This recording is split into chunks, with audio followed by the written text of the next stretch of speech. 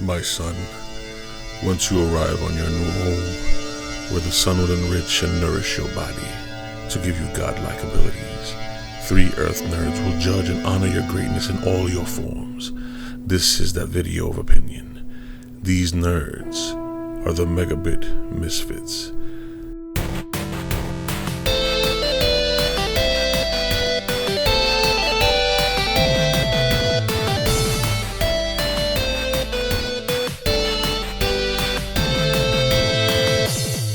What is up, everybody? Welcome to Megabit Misfits. This is a kind of different episode that we're doing right now.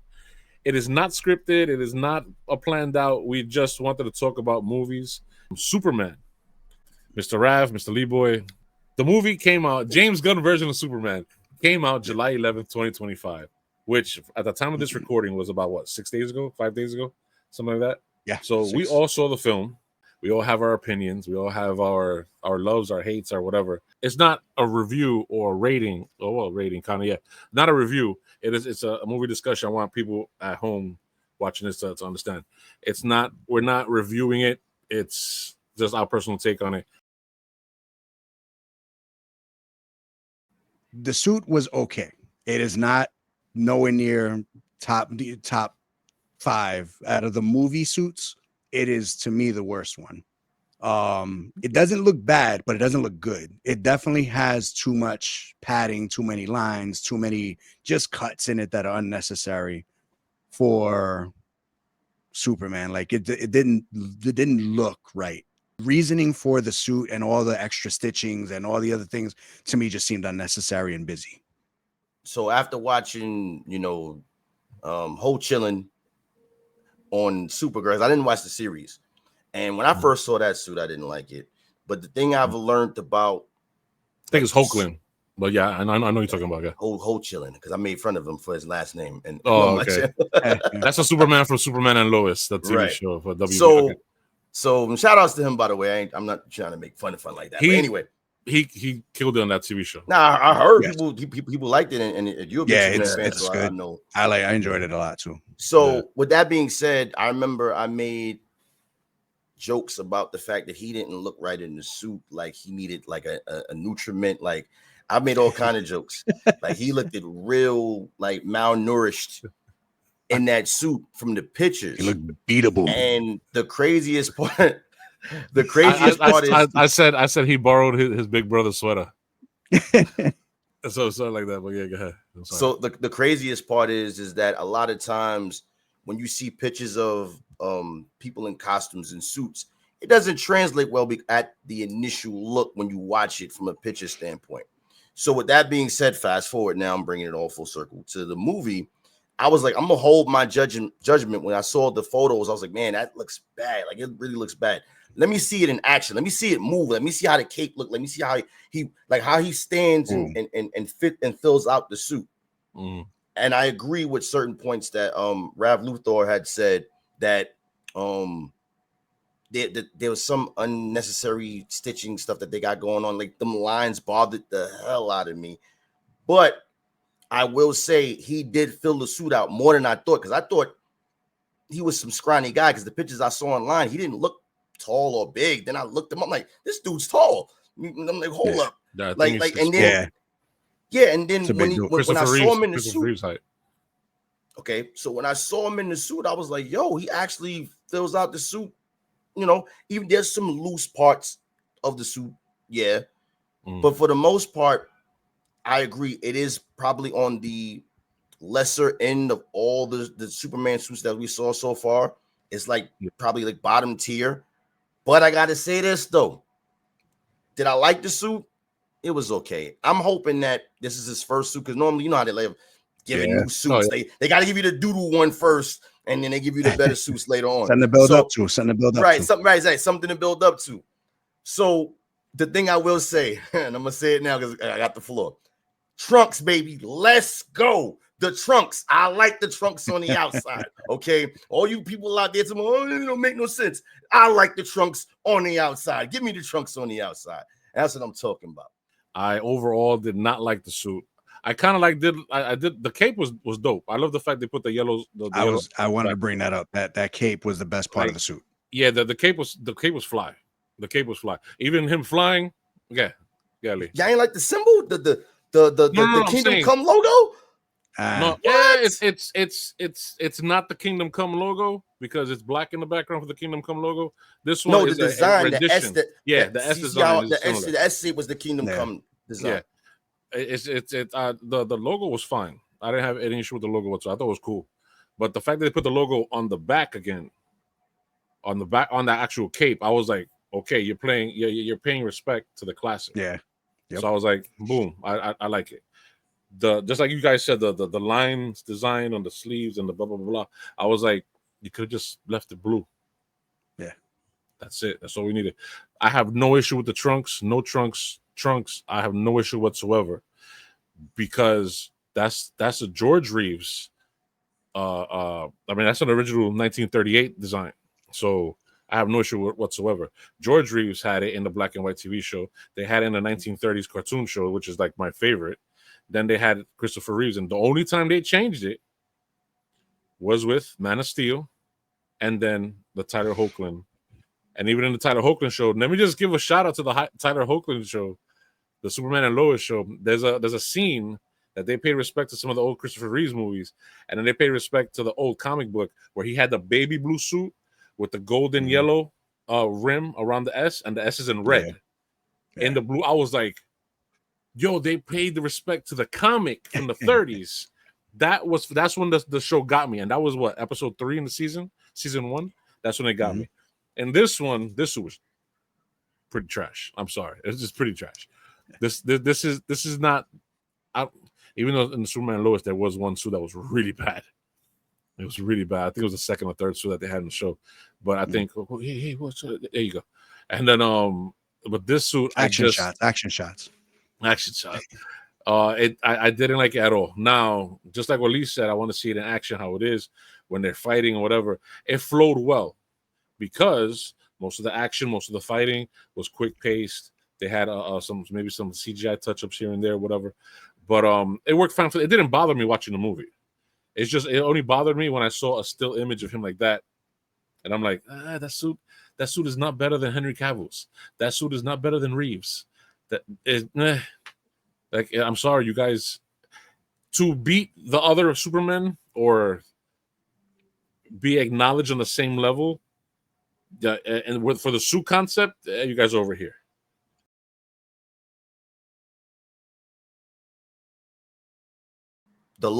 Him and Lois, the conversation. Oh, the interview. The interview. That to me gave this movie at the early stage. Spoilers, by the way, if you haven't seen the film. Yes, by the way. Spoilers. I don't think we said that. Spoilers. The fact that it made it feel like I felt like they were in a real relationship. Like, I mean, I've watched the Superman movies and stuff. It just felt like here's Superman, that's Lois Lane, there's Clark Kent, and that's Lois, and they're talking but they really felt like a couple. Like I felt that through the screen, the chemistry between them two, and I was like, and I caught myself like, they're having an argument. They're having a real damn couples argument. Like it's going down. And I was like, oh snap! Like I'm getting drawn in from that part right there. So that's one part. And you could tell when he walked out, like you could tell like he had never walked out on her before. Like they had that argument. He was like, all right, I'm done. And like that bothered her. And you saw her reaction in her face, and it was like, damn, okay, right. It led to the ending scene when he said he loved it and she didn't say it back to him. You know what I'm saying? So that they kept you waiting for that whole entire time, because that's how arguments be. That's how relationships be. That's how you get into your little spats. And and I haven't, to my recollection, maybe the Superman aficionado over there can correct me, but I've never seen that between Lois and Clark have that type of deep, real world rooted, like, I forgot he's Superman. He's a regular. He's Clark. You just saw Clark. I saw Clark Kent from the Daily Planet have an argument with his girlfriend. You know what I'm saying? The only relation that I could think to that would be on the Lois and Clark TV show. That'd be the only time that I could think of them having an argument and it be believable for the most part, because there was a couple of times in that show that happened. Lois and Clark or Superman and Lois? No, Lois and Clark back in the day. With Dean Cain. Yeah, with Dean Cain. Okay, I didn't keep up on it up with that one like that, but I just know for theatrical. Yeah. There we go. That's the word. Yeah, I mean, so for the movie, someone used that. So for the movie, I mean, I've never seen Superman or Lois and Clark get into a discussion like that. Like it felt like they had a real tangible relationship, that it was more than just him being Superman. And that's one scene. The other thing is anything that had Krypto in it. Okay, anything that had that dog in it, I was there for it. So, but yeah, nice. The interview scene. So that's my answer. Okay, Mr. Rav Luthor. For me, it would be your name there. Oh yeah, I had to do it. I see it. Yeah, I just noticed it like Rav. Yeah, for me, it would be anything that had to do with his parents. Anything that had to, anytime his parents were on scene, when the parents were on the phone with him early on in the scene, and the mother's like yelling into the phone, and it's like, you don't necessarily have to do it. Like, how many of our moms have done stuff like that? You know what I mean? Where they got it on speaker and they're screaming into the phone. That's a very like real thing. And then the way when Lois brought him home, and like the parents are like touching his face and kind of like checking on him and seeing if he's okay. Like, if it's you could tell that they love him and that like that's a real parent-child relationship. And then when the father pats him on the back and they're talking inside the front of the house, and it's just like all of those things kind of like hit me, because like I've been in situations where my mom's done that with me, or like, and like had conversations with me and things like that. It felt, and me as a father, like had me doing that with my kids, and all of those things kind of just like, that was very, the most important, like not most important, but kind of like the thing that hit me the most in the movie. Even though those were very short scenes, they stuck out to me a lot. Yeah, you guys named two very good scenes. Like I love both the scenes that you guys are talking about. The one that caught me, and it was kind of ruined at the very ending of the scene, but I'll get to that later. But that scene, spoilers just in case, and I'll try to be general. I'll try to generalize it, but spoilers just in case. At one point, Superman gets to a certain position where one of the villains is, and he goes off on a tangent, and he goes, "This is what you never understood about me. This is why you don't get me. It's like, no matter how powerful I am, no matter what I can do, no matter blah blah blah, I am a human. You have to treat me as such." When he's saying all that, especially with just things that going on in history, people misrepresenting other people, or people mistreating people because of certain reasons, and not because of their character. So it's like when he goes off about that, like I got emotional about that. I was just like yeah, that because that to me reminded me of the Christopher Reeve Superman. When Christopher Reeves was in all the movies, he's always trying to save the people, always trying to protect the people, always trying to, whether it's from, even though Superman 4 was horrible, trying to save us from nuclear weapons, for us killing ourselves with nuclear weapons. And then in part 3 with technology taking over, and they kind of made that representation, even though 3 was pretty bad, but it had Richard Pryor, so I let it go. I still consider it canon, because Richard Pryor is Richard Pryor, you know. Come on, Jack. So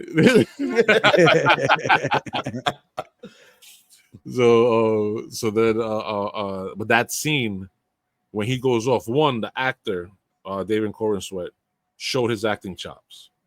2, he was intense. 3, it was that Superman embodiment of like that confidence, be like, nah, you're gonna listen to me, bro. Like, I'm fucking Superman, of course. And then at the very ending, I thought right there that would have been the best scene. And then something happens at the very ending that ruins the whole thing. I was like, oh, why? Stop, please, with this. Yeah, it's real quick, I promise. Yeah, go ahead. The part when he came back in from looking, and again, spoilers, when he came back to look for his dog, and there's a whole ass fight going on in the background. He's like, I'll let them guys go. It, to me, it was like, that was one of the things that showed his human side. Like I'm looking for I want my dog. You know what I'm saying?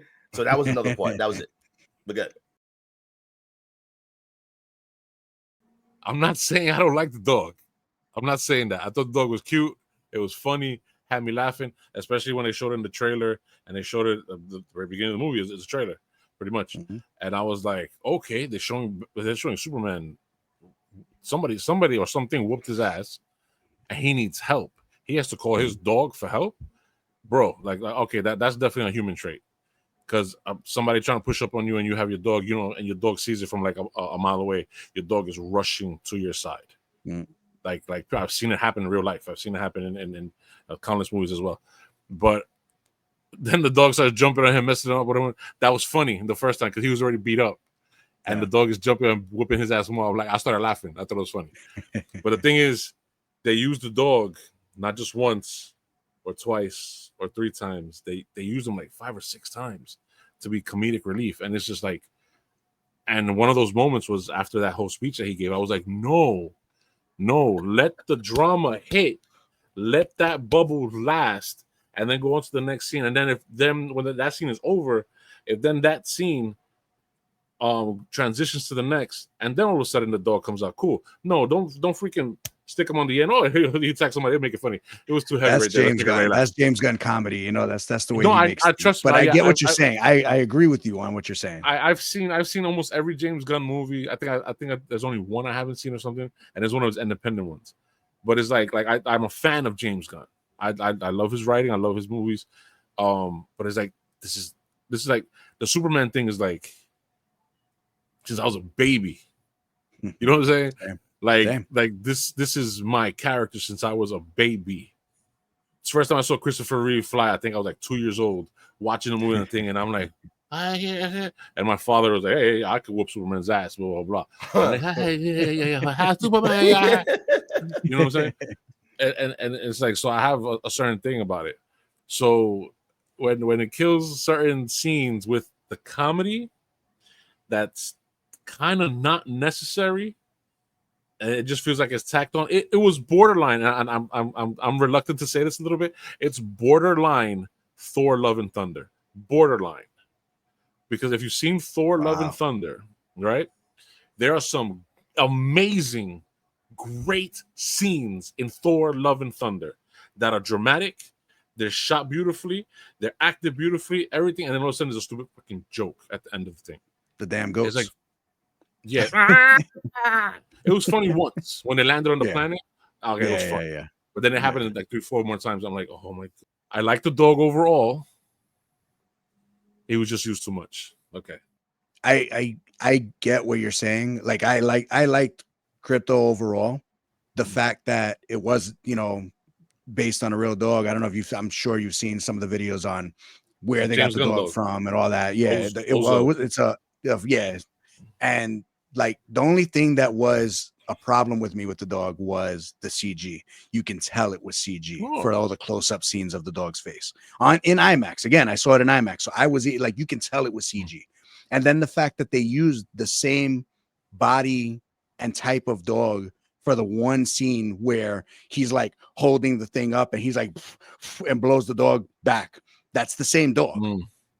That bothered me because they could have used a different dog. They could use a different animal altogether. And that was the only issue that I had with the dog. Other than that, I thought he was used well. The fact that he was used as much as he was is much, but he's there to promote something else. He's not there to be like necessarily in this movie for that reason. Like he's probably going to be in every movie. Well, yeah, no, he's going to be in the next one. That I know in the next, but that's what I'm saying. In the next one, the story that they're going by, something crazy happens with the dog, and that's kind of why I'm like there. That's why he's in it so much. There's a big reason why he's in the movie. Okay, it's gonna be one of those raccoon deals. Yeah, it's definitely gonna be a Rocket Raccoon situation. I think. They're trying to get you to care. They're trying to get you to care. Yeah, exactly. They got to build that up. Overall, I love the dog. I'm coming from a different perspective. I love the dog. Dog to me is the best character in the whole damn film. You know what I'm saying? I'm just being honest with you. They tried to do the raccoon scene where he's like floating, chasing the squirrels, and you could see like the distress in his eyes and all that stuff. That kind of like my kids were like, "Oh no, like that's fucked up," you know. Sorry, but yeah, and they were just that was the Yeah, when he was in the bubble, that was the only scene that they were like, "Oh no, this is not cool." Like, we were Now waiting when for old like homegirl kicked him, when she kicked him, when she field goal punted him. He's a super dog. He can't feel that. He's a dog fine. getting kicked nonetheless. No, yeah, I get that, but you were waiting for like pet protective services or something to walk into the door, you know. But yeah, no. Like, wait a minute. When it comes down to the dog being as used as much as he's been used, to me, again, not a big Superman fan like that, but I felt like this was a nice way to put some spotlight on a character who I always felt like, what the hell is this purpose? Like, Superman has a super dog. Ooh, what is he doing? You know what I mean? So I didn't think I'd like this character as much as I did, you know, just in general, because I saw the commercial. I mean, not commercial, the trailer when he was like, "Take me home," and he drags him there. I'm like, oh, that's dope. He's making a cameo appearance. Nah, this dude is a feature in this film. He's part of the story. You know what I'm saying? So it's let me ask, did you guys watch the animated Super Dog? What was it? Krypto. There was a like Super Pets or something like that that came out like 2 or 3 years ago. Saw it, not a fan of it. Yeah, no, I think that was the testing bed to see if they could put him in this movie in general. I think they just wanted to like see what people felt about him. To me, I said, I was never a big fan of not saying a big fan of Superman, but I'm saying I never understood the purpose of this this creature. You know what I'm saying? Yeah. It's like Batmite or something. Like I don't understand the purpose of the of these creatures. Or Bat Cow. He has a cow too. It's to make Superman feel more human. But here's the thing: it's almost like his side in this film. I felt like that was his sidekick. I like Krypto. So to me, my opinion on that is, you know, I love the dog. I just love it. Metamorpho to me was underutilized for the actor who played him. He's a great actor, and for him to be just kind of like there, he wasn't needed there. And then like I mean, he had a purpose for a specific. But Lex could have also just pulled out kryptonite, and that would have been that. But either way, like that's fine. They used him for that. It's a different way of using kryptonite. So I kind of I'll let you go. I'll go. My biggest issue was with Metamorpho was one line that he said. He needed Superman to help him. He cannot hold the baby. And then literally 5 minutes later, he's floating above Superman and asks to hold the fucking baby. That was the dumbest shit in the whole movie. That was the only thing that ruined that scene. I appreciate that someone else noticed that. I was like, when that happened, I was like, huh? Yeah. So you say? Yeah. So yeah, there's that. What's drop the baby? Yeah. Baby go down the hole. Yeah. That's really what I thought of. Oh man. I was like, what was her name again? What was the engineer? Engineer. Yeah, she was okay. She just seemed like generic villain. I'm not gonna lie and say I know any of her from any of the comics. I'm sure she's in it. I don't know her well enough to give an honest opinion on her as far as comparison. Neither do I. But she was cool. Like the special effects or whatever, the fighting that they gave her to do what she did, it was all right. It was cool. It was all right. When it comes to Ultraman, though, there was a reason why they kept him quiet. The suit, to be in a suit to then be maskless, was kind of dumb. They could have just put him as Bizarro, because that's who he's eventually going to become. Like it's one storyline. Yeah, the story, he just gets paler and paler throughout the movie. It's like, all right, you got the scars on your face from this thing hitting you now. Okay, we get it. You know, so yeah, that he was good. He was powerful, and the brains over brawn thing was kind of cool. So when Rav Luthor brought up Metamorpho, I don't know if you saw my face. I was disgusted, totally disgusted, because it's like he could have been the main villain of this. He could have been, yeah. He alone could have took on the Justice Gang and Superman because of what he could do. Metamorpho is a problem. You know what I'm saying? Yeah. And to have him utilized as a side, not even the main villain, he's a side villain, was disgusting. Yeah. Totally utter disgusting. and I was upset at that. That made me mad because I thought, because Lex Luthor, he always needs, if he's not using his suit, which normally from what I understand, he hires henchmen or goons, or hired super powered people to fight Superman. Like that's his thing, setting up these fights. Right. It's never really him one-on-one because he don't want that. It's all about him using his intellect and his money to try to get one over on Superman. You mean tell me you ain't released Metamorpho? Really? You could have. Anyway, that's enough with him. Ultraman. When I think of Ultraman, I think of Crime Syndicate Ultraman.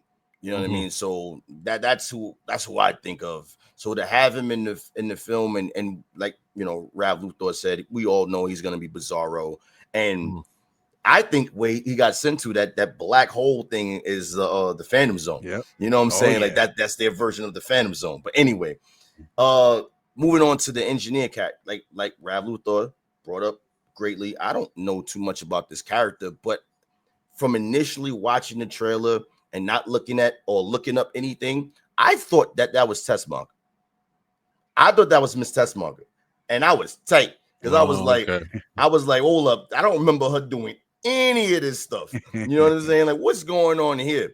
Because she was like, because she's normally Lex's bodyguard. Then when I found out who Miss Tessmacher was in the film, I got even more mad because I was like, this don't make no sense. So, wait, who is she in the film? Tessmacher. Hold on, we're gonna get to that. Well, that's gonna have to be your second question, bro. I ain't gonna answer that for you. But anyway, okay. So I'm like, the she was in the movie. Okay. The engineer, her powers and whatnot, and the fight scene that happened at the Fortress of Solitude, that was dope.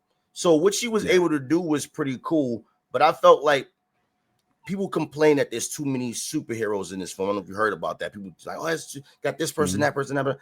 But I feel like you had too many damn villains, and they weren't doing nothing. Not much of nothing. So when it comes down to Metamorpho was a waste. Ultraman and the engineer chick, the villains in this film, the ones who were the side villains were meh. Yeah, so my opinion is pretty much gonna mirror you guys. So I'm gonna go through it quick. Metamorpho underutilized. I like the way they started using him, and I like the fact on how they were using him. Like, hey, we got your baby. We got your baby. You do what I say, and that's you want to do something strange for some change. Yeah, but you could have used the baby thing. And why was that guy always holding the baby right across from them in the thing the whole time? You couldn't take the baby to another place, so that way Metamorpho couldn't see the baby. No, that's the torture though. That's the part. Like the torture. Yeah, but so you going to comply with what's more torturous for me is not knowing where the baby's at. I can see my baby. Okay, I know the baby is technically in the bad position, but they're okay. I can see them. Okay, Can I please say one thing before you move on? Go ahead. Because I'm about to expound on what you said. If he did what he did in that scene, because I don't know if we're going to talk about it, but if he did what he did in that scene in front of Superman, this is all torture. Because even though you saying I would rather not know, but if they're right there, because at any given time, you'll bring that baby here. You think I'm playing? You think it's a game? You think this is a game? But that's one of my peeves of the movie with Metamorpho. It's like if they would have had the baby somewhere, like I still got the kid, right? Like, here's a video feed. You have no idea where the kid is at. He's somewhere in the world. Your Superman is at your feet. You keep freaking torturing this motherfucker until I'd say when you can leave. And that's Lex Luthor. Now, Lex Luthor having a baby across, yes, it's effed up. But for a better storyline to properly use Metamorpho, they should have had that baby in a hidden place where Metamorpho had to like rage out and destroy things on the way to try to figure out whatever, and Superman try to stop him. Because now Metamorpho no longer cares. I need to find my kid because now whatever. But anyway, that's whatever. They underutilized Metamorpho. It would have turned him into a better villain too later on. Yeah, so. Definitely. Even to rival Lex. Yeah. But definitely would have used him much better. The engineer. she served a purpose, and she was in there to serve a specific purpose to hack that message, and that's pretty much it. Well, everything else was like no. What else did she do? To the end when she was suffocating Superman. That was her other point. Those are the only two reasons. Those are the only two reasons why they had her there. She's the only one that would have been able to do that. She's the only one with the nano whatever bites things. Ray Palmer, courtesy of Ray Palmer, the nanites. Okay. Fine, the nanite part. Okay, cool part. Except for those two parts. Okay, Mr. Luthor, Rav Luthor. I think she was also underutilized for the power she has for the tech of the world. I mean, not in this storyline, but maybe another storyline. She's a problem. She could be a problem. Yeah. Which actually kind of brought me back to Superman 3. Where remember the lady with the short black hair? She got brought into the computer in Superman 3, and she came out as a robot, like almost like a C-3PO robot cyborg. Yeah. Like I was thinking, like, oh, is that the engineer? That the original engineer from? Maybe that was inspiration for this engineer. I instantly went back because before I saw this movie, I saw Superman 1, Superman 2, Superman 3, wanted to do that, and then Man of Steel before I went to go see this. And that's why I was like, I had everything fresh in my mind. I was like, motherfucker, what's going on? Anyway, Ultraman. Ultraman was just something to punch. Yeah. So Ultraman, he was just a punching bag to have Superman fight someone that's almost on the same level or on the same level and whatever. And I did like the code system, the Q4 and then the maneuvers and A1. I thought that was interesting. That's interesting. We didn't need to hear every freaking message though from Lex. Oh, I loved it. But no, don't get me wrong. I liked it definitely. But after the 20th time going A1, or 1A, whatever he was saying, I was like, okay, we understand. We get it. You want to fuck this dude up. We understand. But I just wanted them to go hand to hand, keep fighting, whatever. I did like the fact that he kicked him in the balls. That he kicked Superman in the balls. That was hilarious. Yeah. I laughed at that. I was like, oh, we never saw him get kicked in the balls by another superpowered person. Someone tried to, in one of the other movies, someone tried to kick him in the balls and they almost broke their leg. Yeah. And he went ding. He's like, super balls. But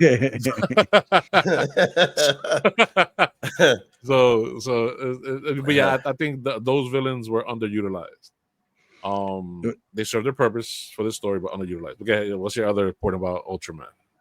So I felt Ultraman was basically we all saw the movie Logan, and I feel that was a problem with like Dark Logan, Dark Wolverine, whatever you want to call it, whatever he was. They did that same storyline with that. That bothered me a little bit. That's one. Second, they did the Marvel thing where Iron Man has to fight an Iron Man type hero or villain rather. Thor has to fight a Thor type villain. You know what I mean? Like they just needed to put that in there, and it wasn't necessary. They could have went with another type of character that was also super powered that could have Metamorpho. You know, They had him. Right.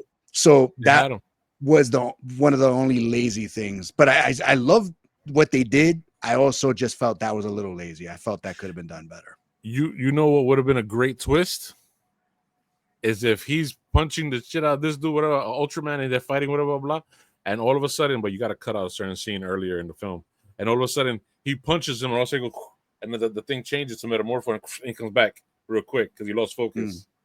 And it's like, oh, you fighting Metamorpho the whole time. It wasn't Ultraman. It was Metamorpho the whole time. And now all of a sudden, Metamorpho goes, brah, and then boom, he shows him his real power. And then now Superman got another Kaiju. Oh, yeah, the Kaiju. I didn't even mention the Kaiju yet. That little can I piggyback on something? Is that I think the main reason why they probably went this way because they're gonna do Bizarro, but I think another reason why they did it this way because I think Ultraman for me, the Ultraman I think of is the in the Crime Syndicate one from the other world with the Superwoman. He has the red cape, the blue super. With right, exactly. I love that. In Johnny Quick is the Flash in that universe. So I love that whole Crime Syndicate scene. Got Owlman, it's supposed to be Batman and stuff. I love that. So them utilizing him this way, I didn't like it. That he was, who he was gonna eventually be is Bizarro. I felt like they did that because they wanted to honor, well, not really honor, but like it was like a callback to the time when Christopher Reeves, Superman, went to the bar. He got drained. He's like split in twos, like two of them. So it was like to have the other Superman versus Superman type thing they wanted to have in the film. Which, by the way, that scene of Superman versus Superman with Christopher Reeves, that is my favorite Superman scene of any movie, any TV show, any. That was done so well. That was done so well for back then. Period. Oh man, that was done so well. Yo, that I always wanted a tattoo because in Kingdom Come, the comic, they did something like that as well, and the artwork from Alex Ross. That I want that as a tattoo. That red Superman, he's coming through the red smoke and his eyes are glowing. Yeah. This year, yeah. If he becomes Bizarro, then it'd be an interesting storyline. Now, if they have another storyline where maybe he gets sucked into that place, and let's say it's not Phantom Zone or whatever. Let's say it's you never see him again. Universe. Yeah, he's like another alternate universe, and maybe that's where he meets the crime syndicate, and maybe that's where he learns his independence, and now he hates Lex. That would be dope too. And maybe a 2 or 3 part or something like that, something along those lines. It probably never happened because James Gunn has his own thing. He's gonna put like funny clowns and jokes in there and shit. But that'd be a nice way to throw people off because everybody's thinking and saying that he's gonna be Bizarro, and it's like it's just so many arrows pointing in that direction, So that would be a nice little twist if he was up to like swerve people to be like, yeah, you thought you was getting that? Nah, just going this way. But again, if they were smart about it, they would have just put Bizarro in. If they really wanted to like let it be Bizarro, so it could go either way. Or at least have that scene at the ending. Have a scene at the ending. Something, something. Bizarro. He's James Gunn is on record saying that he's wanted to do something with Bizarro for the longest. So it would make sense that he's going to be Bizarro, but again, that could just be to throw us off of something else. So the Kaiju. They released the thing into the city. The little midgety thing. This little midgety like Danny DeVito looking monster out into the freaking city. And then the one guy goes, "How is that little thing? He'll get bigger. Don't worry, he'll get bigger." Oh, by the way, that's Otis. That's the version of Otis from the first Superman movies. The black dude. Yes, I saw that. Called him Otis. Yep. And I was like, Otisburg? Oh, just a small place. So this is a small place, Mr. Luthor. I don't know, Mr. Luthor. Otisburg. I'll clean up Mr. Luthor. That's a really good callback that they did. Yeah. Yeah, that when I saw that shot, I was like, okay, that's dope. Like 2 seconds later, the freaking thing is the size of a building. It's destroying everything. And these people, whatever, are going around them at their feet. Right? So there's a scene, right? The Kaiju looked dope to me. I thought it was cool design. I thought it was fun design. It didn't look scary. It didn't look it didn't look scary or anything. He said, "You're not scared." It wasn't scary or anything. It was like fun looking monster. Come on, you son of a! I can't talk with my hands at this shit. So anyway, I gotta keep my hands over here. Okay, so they're beating the crap out of the freaking monster, the Kaiju, right? So they're beating the crap out of it. All the Justice Gang, almost as useless as the villains, except for one. Except for one, because he was terrific. Aha! Anyway, okay. So there's one scene that really bothered me about the whole Kaiju thing. Okay, it's in the commercial, the way where Superman goes to save the little girl, and it has whatever. So this thing is already wreaking havoc. Put my hands down. This thing is already wreaking havoc in the freaking city, Metropolis. It's already broken down a couple buildings, destroyed the asphalt, destroyed the streets. He already saved a bunch of people from shit falling everywhere, whatever. The little girl is doing what? Playing hopscotch? 30 feet away from the gigantic Kaiju that's destroying shit. And all of a sudden, he steps behind her and hits a truck that has gas tanks. And this guy, all of a sudden, like, hey, little girl, get the fuck out of the way. Like, what are you still doing here, stupid? Go that way, stupid. You should have been over there half an hour ago, dumbass. Where your parents at? Right. I'm gonna smack your parents.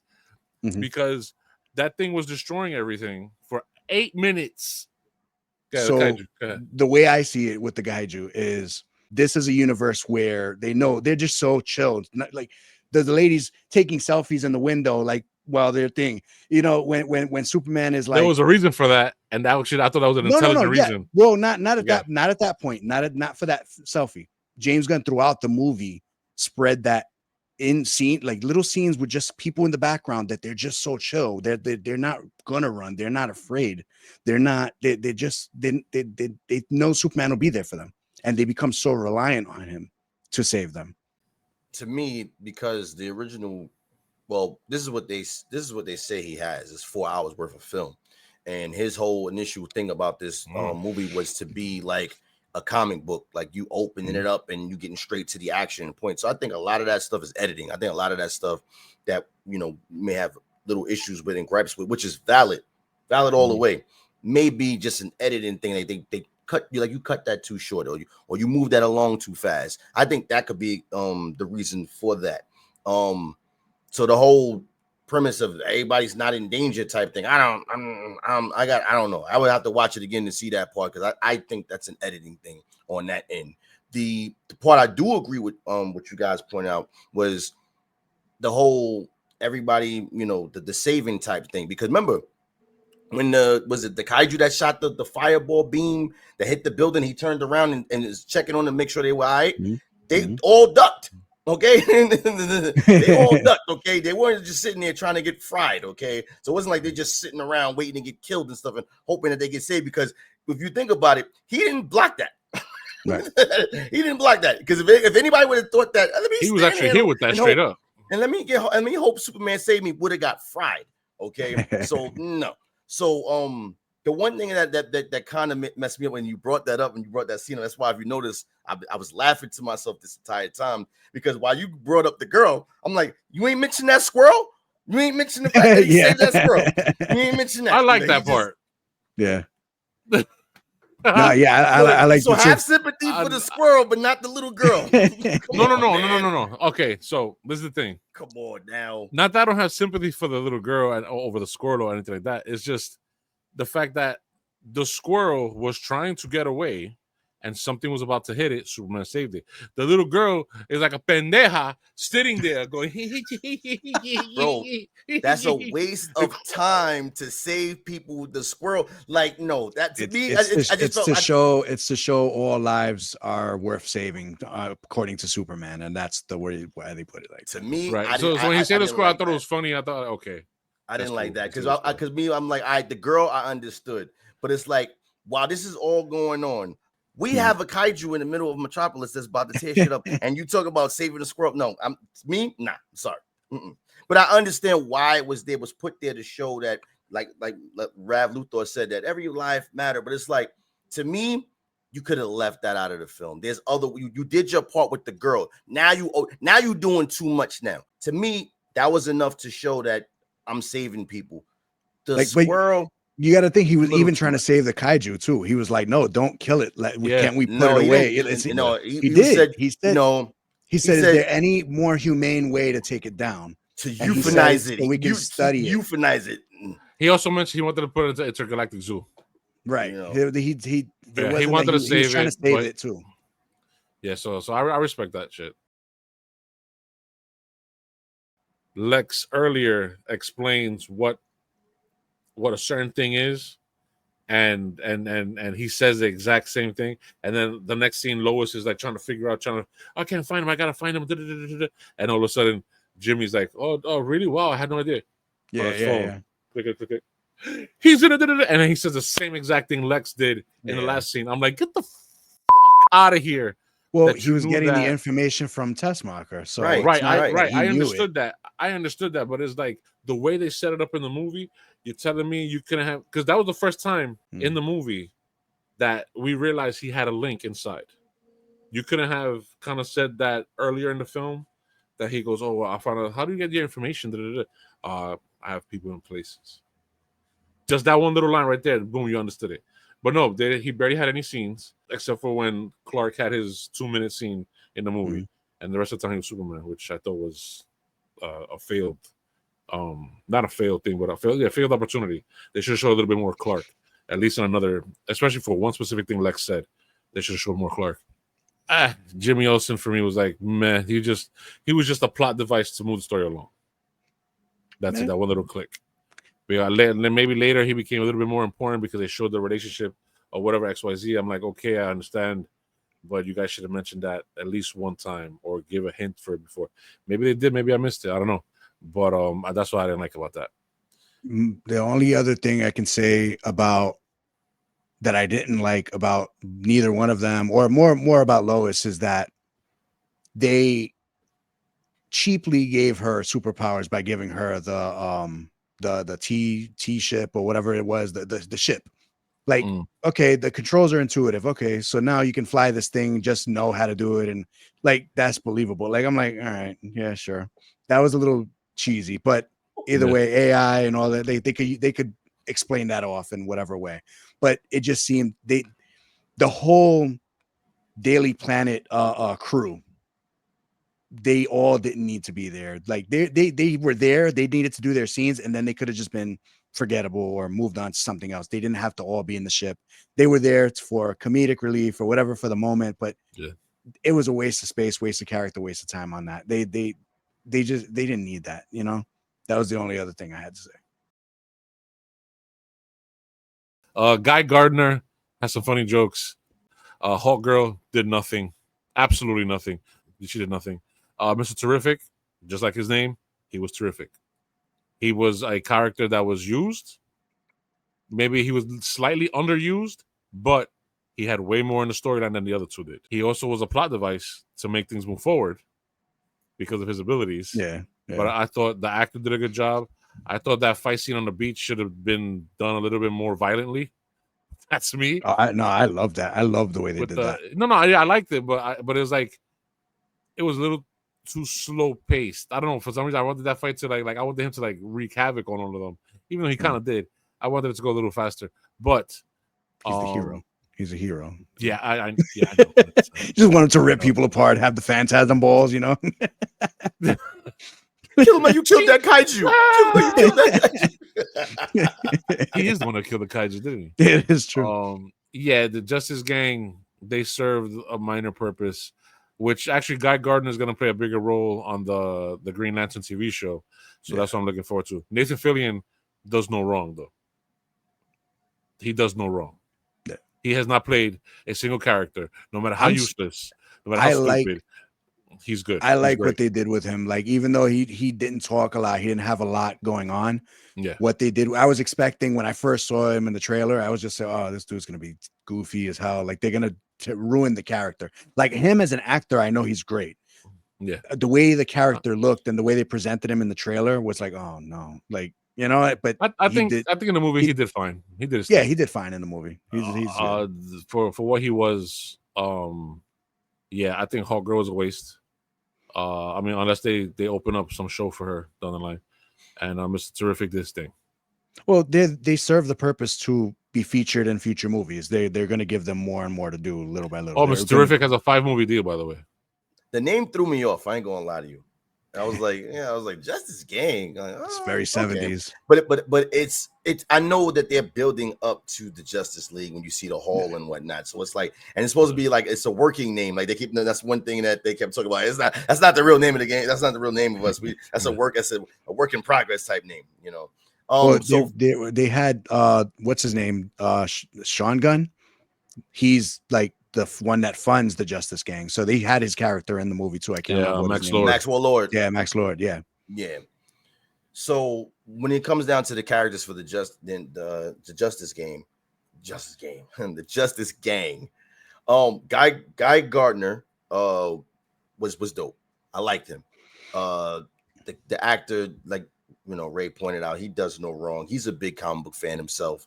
You know, if you know anything about him, like he's been waiting for Marvel or DC to call him up, for the longest. So he's the perfect person to play that character, and it shows because it was like made for him. The bowl cut, the look, the face, he looks exactly like the comic book character. Yeah, for sure. did an excellent job. The one-liners he delivered. He did not fail as the that middle character. fingers. Oh yeah, exactly. Yeah, you know what I'm saying. Flipping over tanks. I'm just spoiler again. Spoilers. When they saved the little kid, he's like Superman, and he shows up. He said, "Nah, kid, you got an upgrade." like,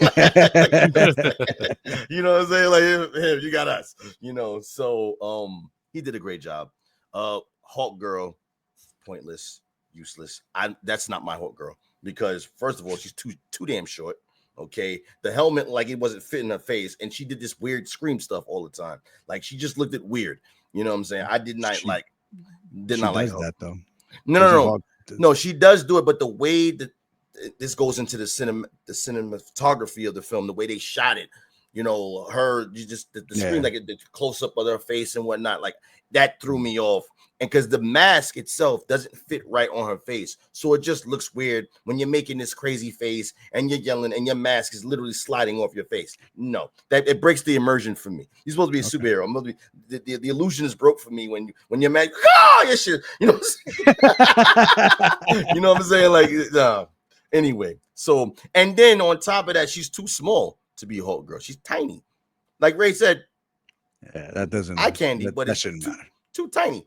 It matters to me as a comic book person. You know what I'm saying? You look up there. You see that? Okay, you see that's too tiny. You too tiny for me. She was useless, pointless. To have her around, she really did absolutely nothing. You know what I'm saying? She made money. Character. Well, no. The character, yeah, the actress, yeah. She I know. In the film, pointless, useless. Yeah. Mrs. Terrific. I'm gonna shock you guys with this one. I had to go on Reddit. I had to scour the internet because you guys said you guys spoiled it already when you started that part about liking the character. And I wasn't in the same boat. I was not. The reason why I wasn't in the same boat because I felt like the actor, I'm happy that he got his justice because they played him on First Class. Yes. You know what I'm saying? So they find because his character is totally indestructible and adaptive. So this right here I've seen online, Justice for Darwin. I'm like, yeah, right. I'm cool with that. And kudos to the actor. I just felt that Mr. Terrific, like, was an asshole. Like, that's Guy's job. You are being a condescending asshole. But then when I read people talk about it, because people had that same day, it was like, no, he just doesn't understand. He's so caught up in himself that he doesn't understand. Right. He doesn't understand human emotion like that. So he's not really a social guy like that. Right. So he comes across that way. And once I read that and I reevaluated, I said, he's Spock. He's Spock. Yeah, pretty much. But it's like I wasn't going into the movie when watching it like that. When I saw, I'm like, oh, this guy just being an asshole. You know what I'm saying? Like, so with that new, No, go ahead. Okay. So with that being said, it changed my perspective of it. I still think he's an asshole, but it's like I have more of an appreciation for him. Like, I was gonna go in and say like he was gonna be like one of my top 5 characters, but then he dropped once I saw the way he was, the way the character was. I'm like, oh, and it wasn't until like again searching the internet and seeing, am I the only one bugging that don't like this character?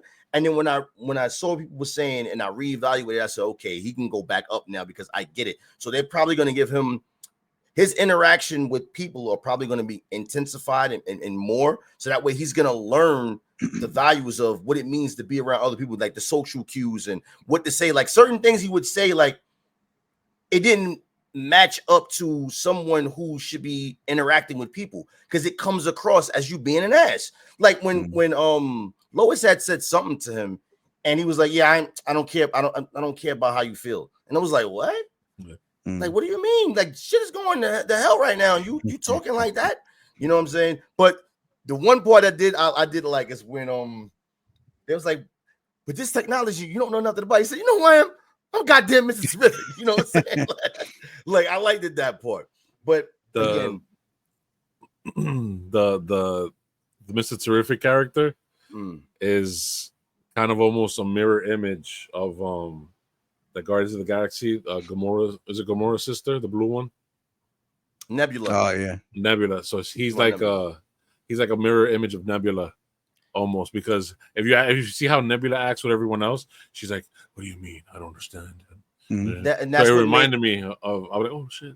And again, just scouring the internet, that's what made him fall back into my top 5. He was at 2 at one point when he showed up on the scene, but then once he was being an ass, I was like, he dropped out, and then he dropped back, he went back up, and especially that fight scene. That fight scene was crazy dope.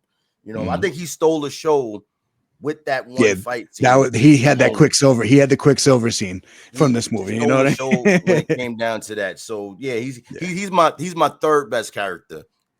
Krypto is my first, and Mr. Terrific. No, I think Mr. Terrific is my fourth. He's back in the top 5. My fourth, because I know who my second is, and I know who my third is. But go ahead.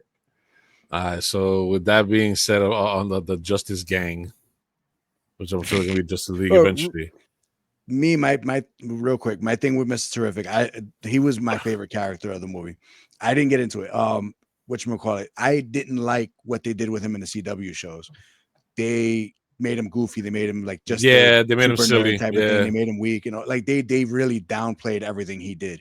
But eventually he got to where he needed to be, but it still doesn't match this. Like this is played so perfectly to the comics. Because it's like they're doing a reverse where CW started him out as somebody who was very social, very communicative with everybody else, very wanting to please everybody, right? And then he became a serious character. Where this one, he started off real serious, and I'm pretty sure they're going to ease him into more of social a dynamic and more being able to be like socialize with people and whatnot. Yeah, because him and Batman get along very well. Because Batman's always the brooding like of course Batman. And they always trying to one up. They always trying to one up each other too. Yeah, him and Batman. So So what do you think of Hulk Girl and Guy Gardner? She was all right. They same thing. They could have did more with her. They chose not to.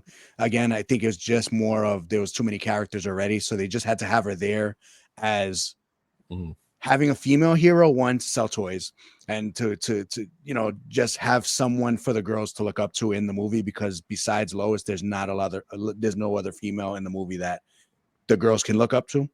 And I think that's the reason why they put her in. Otherwise, I don't see a purpose for her there. You know what I mean? Both blonde chicks were useless. Almost useless. And then the two other, they use them as just like ditzy, just kind of stupid. Like they didn't really do much with them. So 1A. Listen, he embodied that role. He is the best Lex Luthor we have or will ever get, I think, at this point in my lifetime. I don't think there will be another Lex Luthor that can do a better job than him. He's a great actor. He's done a lot of good roles. He's in a lot of comic book movies. He's in a lot of just things in general that he never misses with his roles. I can't think of a bad role he's ever had. And this is going to be the name, the role that people look at his resume to see what he's going to be in next. And this is going to skyrocket him to like number 1 A-lister for the next at least 5 to 10 years. I think he's been number 1 A-lister for a while. But this just proves, this kind of like solidifies it. Yeah, for sure. He did such the embodiment of hateration for this character. Like he hated on this guy. Like I've never seen. This is the type of hate. This type of hate you should have for your enemies. Like this is like he did not care. You know what I'm saying? Like he drunk a whole bottle of hateration, and he would not.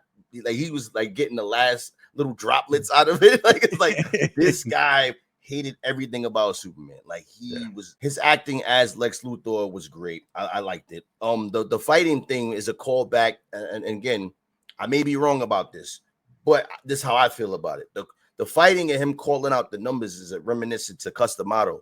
Customato was Tyson's trainer, and what Customato used to do was, for combinations, he would call out numbers to Mike Tyson, and that would let Mike Tyson know what combo to do. So so he was like 1A. I was like, oh. So to me, I was just like, oh, that's a nod to Customato over there. He did a great job as Lex Luthor. I mean, not to be long-winded, but I'm just saying like that. He did an excellent job. I want to see more. The hate was real, and this is what you want. This the type of hate when it comes to Lex Luthor or Superman. You getting all the praise and all the shining light. You remember when again, spoilers, when the place was being ripped apart, he was like, He was like, yeah, can we put it back? Wait. Oh, okay. No. That's what he was saying. Go ahead. Right. Because it was like, oh, can we put stuff apart? He was like, oh, can we put it back? Okay, no.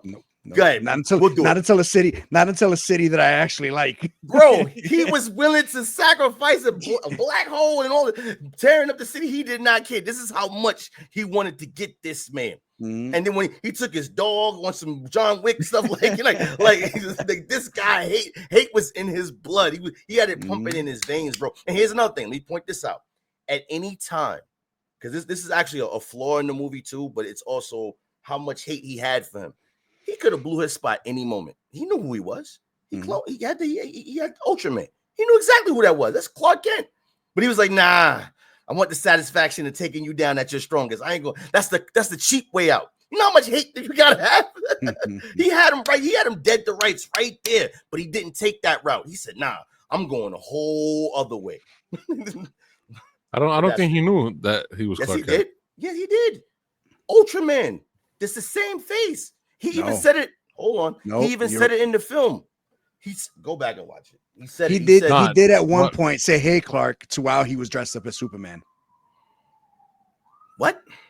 I believe there's one scene where he says hello to Clark when Superman busts through the office or whatever it is. I think he says, "Hey, Clark." Yeah, exactly. You see, he knew who he was. That's what I'm saying. He knew who he was. That exactly. That's the point. That's the point I'm talking about right there. Which was a callback to one of the previous Superman movies as well, when he burst through the office like that. Right, but what I'm saying is the hate had to be so real that he knew who he was and still didn't pursue that road or path to destroy him. He could have outed him as, "Hey, did you know that Clark Kent is Superman?" He didn't choose that route. He was like, "Nah, I'm gonna get you another way." All right, so I guess I have to see the movie again. I disagree with you guys because and the reason why I disagree with you guys is because when he brings up, and spoilers, when he brings up his Indian friend who helped get him out of the hole in the ground. Yeah. Remember when he landed in the hole in the ground and he's holding on to him, the Superman like this, and he goes, "Come on, Superman, I'll help you." And you helped me a while ago, you saved me a while ago, and then this guy Lex found the guy, the hot dog vendor or the falafel vendor, whatever, and brought him to the pocket dimension, and brought him over, and then played Russian roulette with him. And he goes, "So if you don't tell me, blah blah blah," he's gonna click. I'll tell you what's going on. Oh, whatever. And then he does Russian roulette again, and then they actually spoilers. It pops off, and I was like, "Oh, I didn't think they were gonna do that." Yeah. And then Superman is crying. That was shorter than I thought. Right. And when they did that, I was like, "Oh snap!" No more free food for you. Yeah. After that, Lex starts putting off whatever, and he goes, "You know what? Maybe if you don't give me the information, no problem. I'll find out about your life. Maybe I'll find out about who raised you. I'll kill them too. Bring me Clark Kent. Who's that reporter that you keep giving interviews to?" And you think he's gonna say Lois, but he goes, Clark Kent. Then let's see if I find Clark Kent for you. Good point. And then he goes off. So that to me is like, you have no idea. You have Clark Kent already there. Yeah, good point. You know what I'm saying? That's why I was like, what did he? Well, then I gotta watch the timing of where that scene was. No, it's after the office scene, because remember, he's already looking for his dog at that point, and his dog was already in right. So he doesn't know that he's Clark. Right. So he doesn't know he's Clark. You're right. But my thing is this again. Ultraman, you mean tell me he didn't see Ultraman's face? No. You didn't. Did you miss the glasses? Did you miss the glasses? First of all, Ultraman had a Jerry curl. Did you not notice that?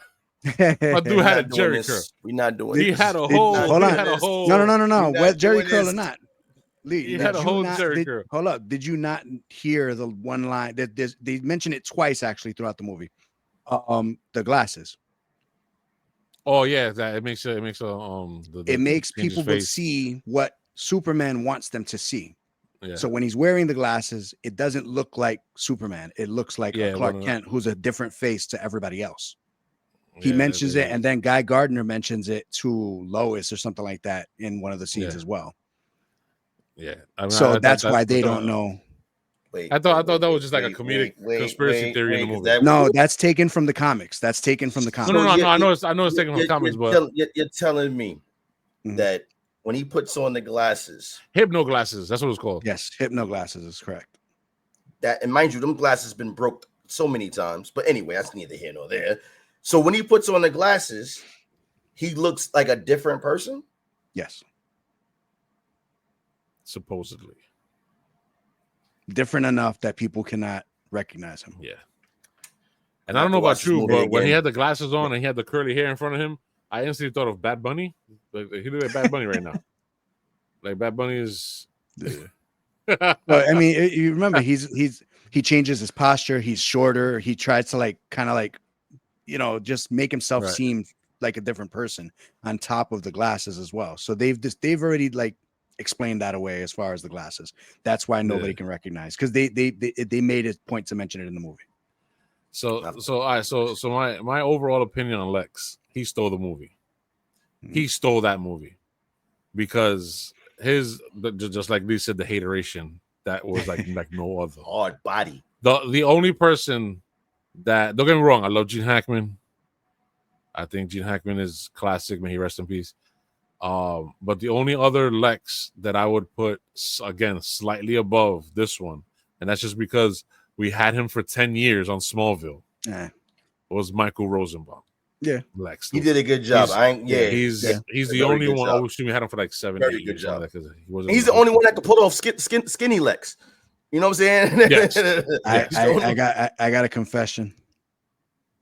I got one, but go ahead. You might be thinking the same thing I'm thinking. Go ahead. I never watched enough of Smallville. I started it and just didn't stick with it. I stuck with like the first season maybe, and after that I really dropped off. Well, let me tell you, my friend. Season 1 and 2 really good. Season 3 okay. Season 4 is absolute trash, but it has a couple good episodes. Season 5 is the keeper. Season 5 they do a lot of shit where you're like, oh, this is Superman's story. Okay.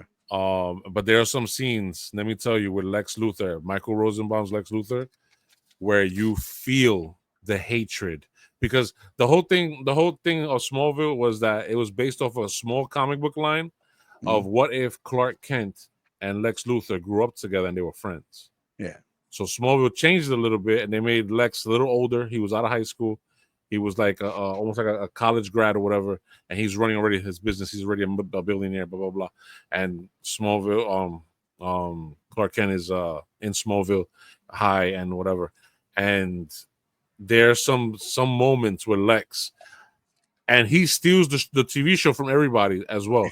There's one part. I'm familiar with his love, with the love that he has as Lex. So there's one scene that to me I was like, oh my god. That is a t-shirt and a half. That has to be a movie poster, because on the TV show, he's trying. He figured out Clark's. I don't know if it was an alternate universe, alternate, because they do go into multiverse in Smallville, by the way. I didn't know if it was like a multiverse thing or a genuine continuing of the story, but he figures out that Clark has powers. He figures out that Clark is not from here. He figures out that Ma and Pa Kent are watching over him, so he's in the barn with a gun and kryptonite. So Clark can't do shit, and Ma and Pa Kent can't do shit. He comes out, he goes, "Hey, I just need some little bit more information.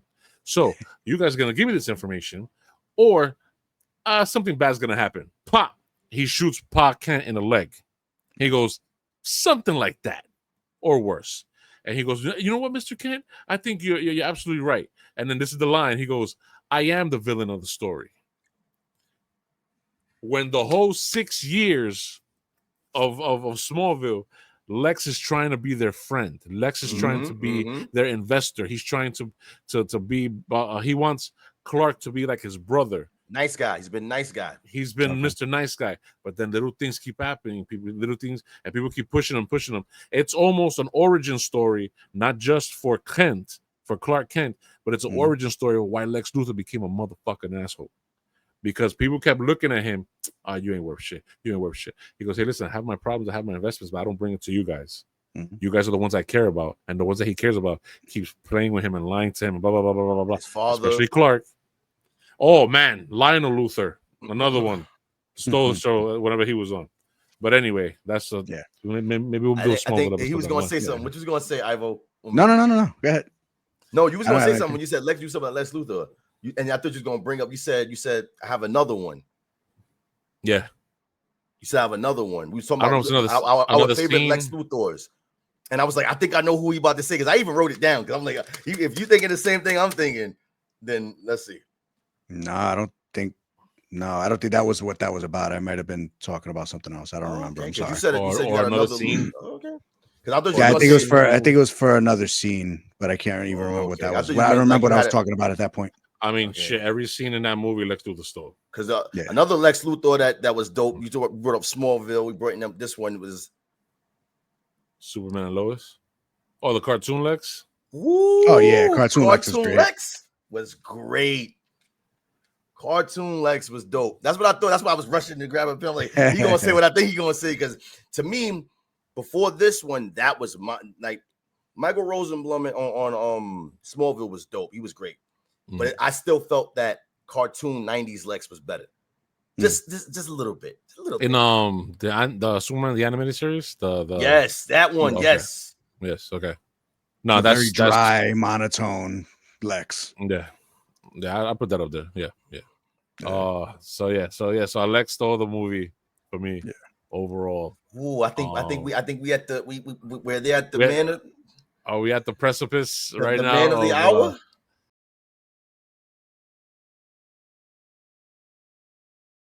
All right. With that being said, Henry Cavill is still my Superman.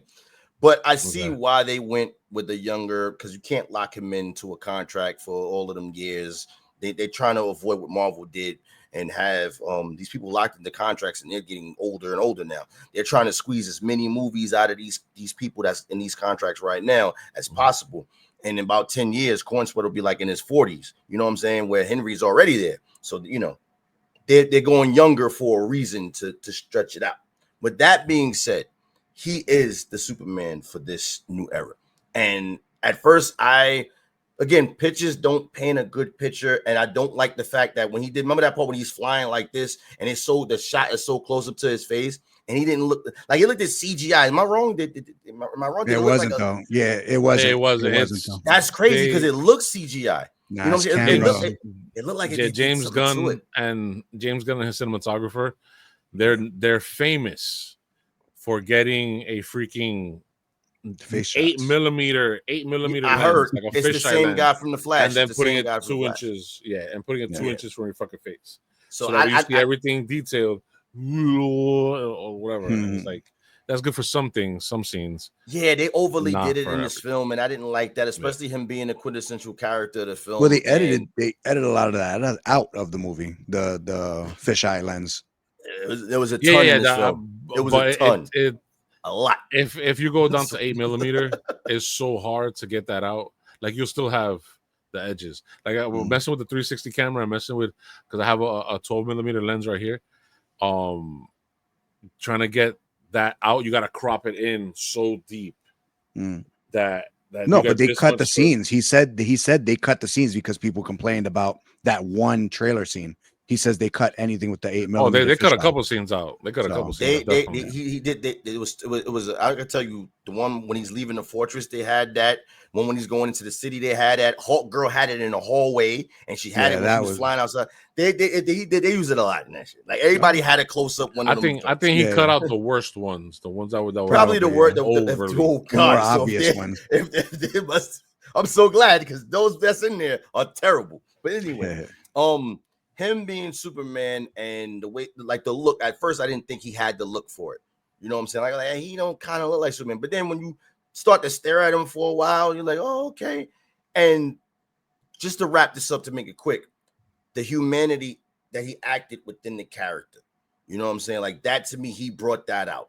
And I think he did an excellent job as Superman. Regardless of how any one of us feel about the suit, I believe him as Superman, he did a good job. I think he did it. I think the DC universe that they got right now for the movies is in good hands. And I understand why we don't have Henry. So that's another reason why some people may be, oh, I want Henry Cavill. But it's like they have to push forward. And I'm glad they push forward with this guy because I like him.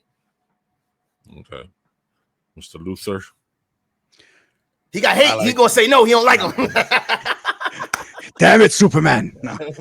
I like him. I like him a lot. He, like you said it exactly how I would say it. His humanity, the way he played that character.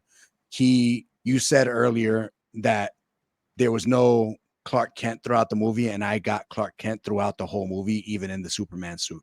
They played that well. That script was written well. His acting for that script was written well. He played it more like Clark Kent than Superman throughout the whole movie. The writing for the film, especially for him, I've always said, and I think Ray, in the video that me and you are on from back, I've said that one of the hardest things to write for Superman is the fact that the character is just so OP. They were always focusing on making him seem or look strong all the time, not knowing he get washed. You know what I'm saying? He was getting washed in this film, and I loved it because it was like, he is a strong character, but he builds up to that. Where a lot of other places, they just try to make him strong out the gate. And it's like, no, you have to show that, yeah, I'm Superman, but I'm a man at the end of the day. I'm just like you. It's just that I have exponentially more power, but I feel I'm hurt. I get beat up. Like, show vulnerability to the character, and they fail to do that sometimes in certain areas when it comes to writing for that character. It's like the Hulk. The Hulk, he gets beat up, but they don't really, the 9 times out of 10, he's dominating somebody more than anything. With this Superman that you see, in the way they wrote for his character and the way Corenswet brought it out, you see a vulnerable Superman. Yeah, I make mistakes without relying on the kryptonite. Right, exactly. Thank you. As a fail safe to dub him down, like when Brandon Routh's character, when they shot the bullet at his eye and it bounced off. Okay, we understand bullets bounce off this dude, but like, show him get hurt. And the thing about it is, he's one of those characters who's so powerful that he's here. You have to write and make something that's here for him to match it, for it to be a challenge for him. And then once you get here, you got to keep going up. You got to keep upping the ante on this character. Yeah, it makes it hard. Yeah, exactly. It makes it harder because, all right, we done brought this monster from somewhere who's exponentially strong. So you got to bring another one that's even stronger. With this one, and the way Corenswet acted and the way they wrote it was perfect. They showed the vulnerability side of Superman. Because remember, he couldn't be at the end to save that little boy. Remember, they put up the sign, so he's screaming, Superman. And he used his brain to, hey, I can't make it. I ain't gonna make it there, y'all. This place ripping apart. But I'm gonna send my homeboys to go help you. You know what I'm saying? Like, I liked that because he was getting washed up by Ultraman. But anyway. That was bringing that point up. When he said, I made a call, you never see him make the call. They just showed up. He didn't do nothing for that. So you know what I mean? So that was like, he had just gotten out of whatever scene he was in and just so happened to, yeah. Anyway, go ahead. That's why I said the editing, bro. The editing. Yeah, there's little stuff that's like, all right. All right. So my take with Superman. Overall, I liked his demeanor, his acting. He obviously had the look, he had the build. He busted his ass for like a year in the gym to bulk up and everything. The suit, again, I didn't like. His acting throughout the whole movie. What you guys liked about the Superman is exactly what I did not like. I didn't want Clark Kent and Superman. I didn't want Clark Kent to come out as Superman. I didn't want Superman to be Clark Kent. I wanted the original. I mean, first of all, everybody has their take on Superman. They're different take. I love Superman, period.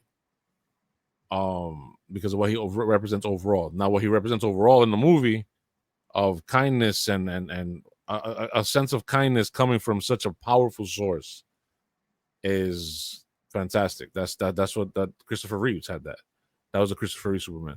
But what Christopher Reeve Superman, and still Christopher Reeves is my number one Superman. Henry Cavill being right there, my number two. Even though it's a totally different take, it's actually the opposite, really. Is the fact that whenever Superman was Superman, you had that confidence, you had that nostalgic I'm gonna step into a room and do what I have to do type of thing. Whenever you were Clark, you were leaned back and kind of like fidgety and anxious and whatever, and and always with the glasses and whatever. It's like they even had specific scenes where Christopher Reeve was like, "This is this character, this is that character. I'm not playing one character that's split into two. I'm playing this character over here and this character over here." So he's doing a double job working. Because whenever there's a very famous scene, he's about to tell Lois that he's Superman, and I'm talking about the Christopher Reeves one. And he's like this. He takes his glasses off, and all of a sudden you hear his chest pumped up. He stands up, and all you hear in the background is, "There's Lois," and she goes, "Yeah, what? Lois." And then instantly he's like, "She can't know who I am. I gotta protect her." He puts the glasses back on. "Oh well, Lois. Excuse me." And then he becomes a nerd again. It's like that duality amongst the character is so important. And that's also the same reason why I don't like the Batman movie, because he's emo Bruce and he's emo Batman at the same fucking time. And this is what the problem I had with this movie. This is why I got so mad. I'm like, why is he Clark with the suit on? Why is he Clark with the suit on? That's Superman. That's Superman. That's Clark. That's not Superman. That's Clark. That I spotted it throughout the entire movie. I get exactly what you're gonna say. I know exactly what you're gonna mean. To me, that did not feel as Superman the way that Christopher Reeve was one. But I get it, different iterations. But that's what bothered me throughout the whole movie, and that's why I kept thinking to myself, why did I not enjoy this movie as much as I should have? As much as a fanatic that I have. I have right now 1, 2, 3, 4, 5, 6, 7, and plus I did a painting for my daughter where she's kind of looking like Superman herself, like Supergirl. Still not finished, but it will be done. And it's like, and I have like a ton of comics of his. I have a ton of everything. I have the shirt. I have actually, this is like the 50th shirt I've had of his and everything. And I've read a bunch of the comics, read a bunch of the cartoons, seen everything possible you could see of Superman. Unless it's some fucking thing in a reel that I haven't seen. in a YouTube made movie. Yeah, something like that. And it's just like, I have a response for you there. The reason why I think they played it that way is, if you are an alien from another universe that is all powerful and can do all the things you do and show the confidence and strength and all of these things and fight these villains and blah, blah, blah in all these other universes that you're thinking of, how does a human, how would you feel comfortable approaching that person? And he wants to feel approachable. He wants to feel like everybody else, so this way they can feel comfortable coming to him for help. Yeah, I understand that aspect. I totally understand it. I've heard people say stuff like that. I've heard James Gunn say stuff like that. David Corenswet, "Oh, this is why we have the shorts. This is why we have all the trunks or whatever."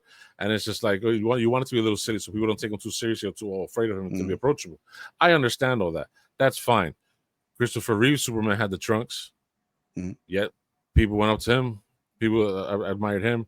The Man of Steel in the movies, Mr. Henry Cavill, there were people worshiping him like a god. And then there are other people who hated him as a god, which was the whole duality of that character. Was not the fact that he's Clark and Superman, but the fact that half the world worships him, half the world looks at him as the devil. They even said it in BVS, which I thought was a different take on the duality of the character. Here, there's no duality of the character. There you kind of see it a little bit in Clark.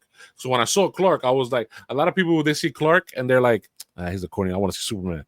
I'm like this, I'm like, but that you need Clark. If you don't have Clark, you don't have the full Superman. Because Kill Bill said it best. And I think out of all the descriptions, did you guys see Kill Bill Volume 2? Yeah. I saw that. So he said it best. I know the scene. You said it in our video when we recorded on the park bench that day. Right. And I still stand by that statement for Kill Bill Volume 2. That the fact that Superman is born Superman, he is Superman.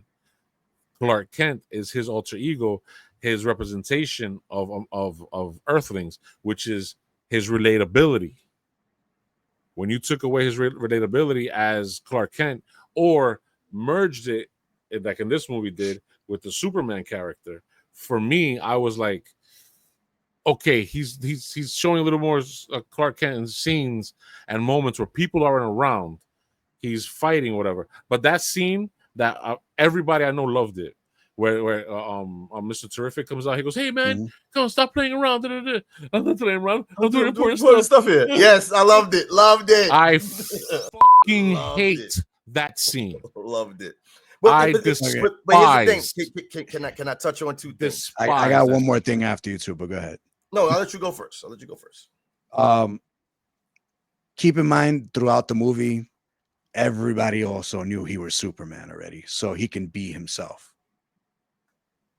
So there's no reason to separate the two.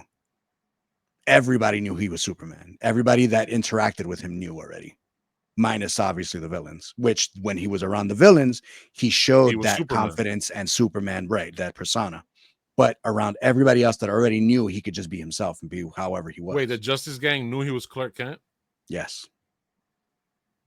Because Guy Gardner, when they was talking to Lois Lane, yes, he was like, "How do you know Superman?" Like, he's a good friend of mine. Yeah. No, they say his Clark. They know. Yeah. Okay. I guess I missed that part. I was gonna. I'm glad he pointed that out because I was going to touch on it. That was actually one of the things I was going to say was that, and the fact that he literally just got through fighting somebody just as strong as him. Like like that's what I meant by it's hard to write for somebody if he's always like if he would have just got up and just like I'm cool, I'm gonna run right into the next battle. They showing that I'm Superman, but fuck, I'm tired. Shit, I just got, you know what I'm saying? Like I just got through fighting this dude throughout the entire thing. I have no issue with the battle damage. Right, but that's what I'm saying. But that's what I'm saying is like when he made that the comics, joke to him, he gets fucked up. Right, that's what I'm saying. So when he made that joke to him, and as Rav Luthor said, I was going to point that out too. That he knew who he was, so he didn't have to like. So the joke fit because it's like I ain't got to pretend and act like nothing's bothering me. Like I'm tired, dude. Like I just was like you didn't see what I just went through. Did you not see what I just happened to me, bro? Yeah. I just had a whole battle with myself. Like I'm tired, and then I got to put the city back together. Oh, give me a minute to breathe. That's how I took that scene when it popped up. Also, I wanted to ask you a question, Ray. So you didn't like the fact that, well, not saying that you didn't like, but I wanted to hear your take on it. What was your take on the fact that Clark Kent wasn't a bumbling fool in this movie? Like he wasn't, because when you said what you said about the Kill Bill thing, and I ain't gonna lie to you, that used to always bug me because I had it in the back of my head. Is that how he sees human beings, as weak? Yes. That he has to perceive, that he has to dub himself down, and to the point when now there's ways of dubbing yourself down. You can dub yourself down to I don't have to put that much effort in. But he's actually took the nerd route. Like he took and I get it. Somebody's going to say, well, he took the less possible route so you can understand who Superman was. All right, whatever. But my thing is, in this film, that's why I want to know your take on it. How did you like his Clark Kent who wasn't how they, do in the TV shows and stuff like that, where he's this Steve Urkel type character, you know what I mean? Because in this one, when you first get introduced to him and he's trying to get into the building, he's trying to weave around people to get inside. But when dude roasts him, he roasts him back. Clark would have never done that. Yeah. You understand what I'm saying? Like, it felt like it was more for whatever reason, real quick, for whatever reason, they show a scene where they one of the guys, fuck the camera. Back up. They show a scene where Clark walks in and one of the characters says, "Hey, loser," and he goes, "I'm not a loser, you are," or something like that, right? Yes, that's what he wrote. Yes, that's what I'm talking about. Right. That's not the version of the movie I saw. That scene is not in the movie that I saw. What? That scene was cut out. I'm like, hey, he just walked in. He said, "Hey, loser," and he goes, "Hey." So I had a different edited movie. You're not wrong. There that was an article that somebody wrote about that, saying that in some places that scene was cut for sensitivity purposes, whatever. I don't remember exactly what it was, where there's a few things like that throughout the movie that were cut. I just wonder what else was cut, because you guys keep mentioning Hulk Girl screaming. Yeah, there was a part where she's flying through the halls when she kidnaps the Russian president or whatever, the guy, and she's just screaming. Whatever that reason, scene is cut for same thing, because in some countries or whatever they found it offensive or whatever. Japan or China or some shit. Yeah, something like that. But yeah, there's a few scenes that are edited differently. Yeah, so maybe we got like a 99% overlap of the same movie. 1% is different.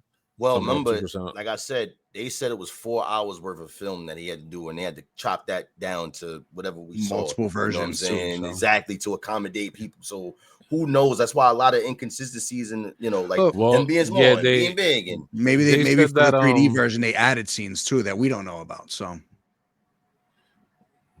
for 3D purposes, maybe they took it out to fit. He could be right about that. To have that, that's probably why they got to cut the damn faces. Everybody's like this. When Mr. Terrific's balls shows up in Skeen, and just hey yo, his tech balls. All right, so overall with Superman, tech spheres. His performance was great. I did like his performance. Don't get me wrong. But I liked him more as the serious tone. Where's the dog, Luthor? Where's the dog? Like when he came out with like that, or when he came out and when he goes, my greatest. That's what you always got me wrong, Luthor. That's what you always got me wrong about my greatest superpower is the humanity. Is this? Is that? Is down on the street? Those two scenes, I was like fire. And when speaking to Lois when they was being interviewed, and he comes out and he goes, and he actually did the transition there between Clark and Superman a little bit too, because he's laying back in the thing. Oh yeah, that's another thing they changed. And I just realized that in the commercial, he goes, "Yes, Lois, ask your question," or something like that. In the movie, he goes, "Shoot it, ready to go." So they cut little shit like that for what? I see that. And I just remember that. Oh yeah, that's a commercial. That's not in the movie. They fucking changed it up. But anyway, yeah, I saw he did do that. So in the trailer he was serious, and he goes, "But people were gonna die," and like that actually was in the movie. That was in the movie. Yeah. Okay. And the commercial. That's why I was like, this, like, oh, okay, this is a great scene, whatever, blah, blah. Because in the more serious aspect, when he became Superman, is like yeah, I get it, some silly thing, whatever. I kept taking certain things as like little James Gunn jokes that didn't hit, and I was getting really fucking annoyed, especially with the dog, because they used the dog too much. Sorry, Lee, that's my opinion. That's fine. But I liked most of the movie. There were certain choices I would have done differently, but that's me. Yeah. No, because I got a question for you. That's why. All right, wait, hold on. So there were a couple of things differently that I would have done. A couple of things I've done differently. I did love the robots because in All-Star Superman, the robots were there and they copied them almost exactly. Now, this is what I like in the movie, right? The main character is the main freaking character. You can have a little bit of jokes with him, 1 or 2, whatever, but then the side characters are the ones that add it. Those side characters, the robots, were perfect for the side comedy, because then later when you laughed at their stuff, and then later when you saw what happened to them, you're like, no, oh shit, that's crazy. And so it had a little bit of weight to it.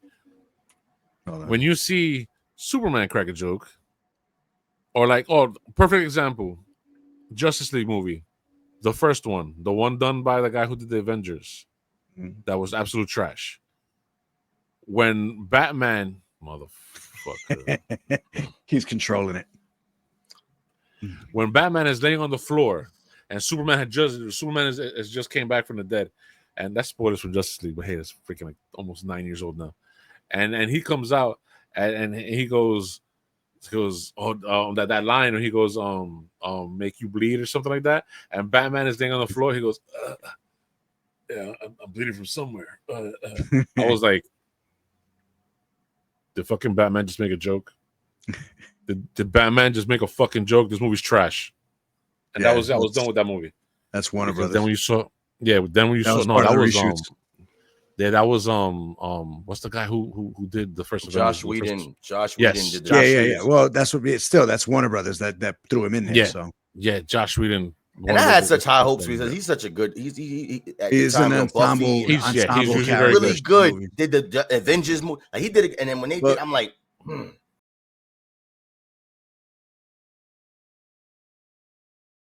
I have a question for you, but I'm gonna say you said something about Mom and Pa Kent. That actually was one of my things I was on the fence with, because it's like I'm not used to geriatric Mom and Pa Kents in my films. So yeah, there's that. But My question for you is, I know what you mean. Yeah, they were old. They were. I've never seen them be that old, but they didn't. It's not saying that they did a bad job. It's just I wasn't used to that. But since we're talking about parents, and you did mention the father, what was your take, Ray, on the harem and the translated message? Oh yeah, I wanted to bring that up too. I was that's why I didn't want to know nothing about it. I said Ray gonna story point. Yeah, exactly. I said Ray gonna pop his lid. So I gotta hear and know what does he think about this, because I have my own take with it. But again, this is not my favorite superhero, so my take, is gonna be whatever. But because they technically changed his origin story. Because he was sent. I want to know how you feel about it, because I want to hear your take, or you want to hear us say ours. I mean, I'm seeing Rav Luthor wants to talk about it too, so we can give ours, and then you can give yours. How you want to do this? Because that's my question to you. I might need a few minutes to think about. Okay, all right. Rav Luthor, you want to go first? At first, I thought about it, and I was going back and forth on it for a little bit, because I was thinking this may be something they change in future movies. Like they'll be like, oh, well, no, that's not what it said. Luthor did mess with it and retract it or whatever and say something else. Or they can make it a plot point in future movies. Yeah. But I also feel like this is a one and done. I think they just used it for this movie just to show the humanity and just to show like the whole thing that I'm not like what I was sent here to be. So I don't think they're going to move any other. They might find other notes, but I don't think they're going to use this specific message in another movie to further the Superman plot. I don't think they need to at that point, because then you're just retelling the same story again. Okay. How I view that is, I thought it was a nice twist. I ain't gonna lie to you. Oh, I loved it. I thought it was a nice twist, because it was like we've done heard that speech. How many times now? I don't know. There's a lot of times we've done heard that speech that they kept different actors saying the same thing. And I'm like, I bet TV shows, comics. Yeah. And it was like when they threw that in there, that it was more to the message, that it was a translation that didn't happen, and they get it. Everybody expected it to be the good message. Oh, the good stuff. Oh, exactly. Yeah. That's what I was expecting. But when they did that, or for him, or for Lex to doctor it, exactly. But I'm like, oh snap! Here we go with the Invincible stuff. I'm like, yo, that's a nice little Easter egg nog that you been sit there to actually rule and stuff like that. My thing is, I think this will play again in the future as a poking point at him as a character, because everybody needs justification to dislike something, and especially of this type of a polarizing figure of a character that Superman is. So that's just a poking point for anyone that don't like him, that's on the same thing that Lex is doing.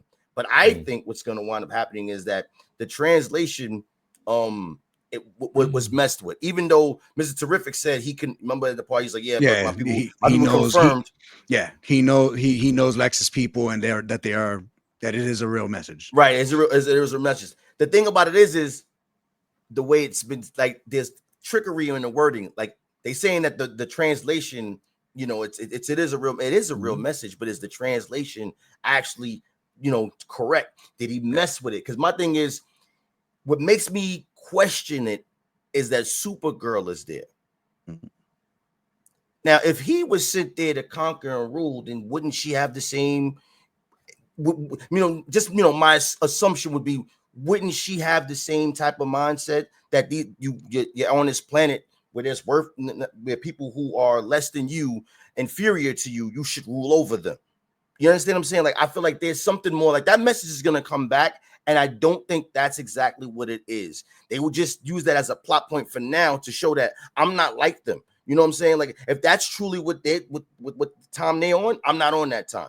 You know what I'm saying? Like, I didn't come here for that. Like, I was raised by good, wholesome people. They gave me ground. They grounded me in this place here, and I want to defend here. Like, this is what it is. So instead of having it be a message of you go there and help them and stuff like that, they use that as a point to say, nah, because they didn't raise me. You know what I'm saying? The Kents raised me. You know what I'm saying? Like that, I felt like that was the point. But I believe it's gonna come back up, But to me, I think it was tampered with.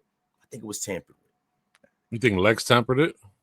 Yeah, because it basically furthers his point. Remember, he used it as a plot point in the movie for people to point at him and be like, "Yo, he's actually here to just make super babies." Yeah, you know, he tried to turn people against him. Yeah, it didn't work, but he tried. Exactly. I mean, some people threw cans at him or whatever. Yeah. Right. But it plants that seed in the head of people. Because remember, they don't know his background. Like, what if? They don't know who him. Yeah, it plants that little doubt, like Amanda Waller. You guys know who Amanda Waller is, right? Right. That's all she would need. Like, oh, we got to come up with a way to stop these guys because they get out of hand. Another group of characters we didn't talk about. Right. So if that message is true, then we need to take precautions because he could just be putting on the front. Or, we shouldn't be just so open to have super beings here without them being regulated. That moves it to a whole other thing. You know what I'm saying? Like it sparks the seed for talks like that. And I think that's what it was intended to do. But I do think it was a mistranslation. I think Lex messed with it. But I do like the twist. Overall, I like the twist to that. And then at the end, the scene with the family and whatnot, when he was like, play me a message of, I love that because it didn't show them, it showed the Kents, and him growing up. So it, but go ahead. I don't know. For me, when I saw the whole twist in the thing, like I thought of it from a bigger perspective as from the whole storyline, for the whole storyline for the movie. And how the character, just like we said, how the character was raised. For me, I was like, they could have said anything in that fucking message. He was a baby.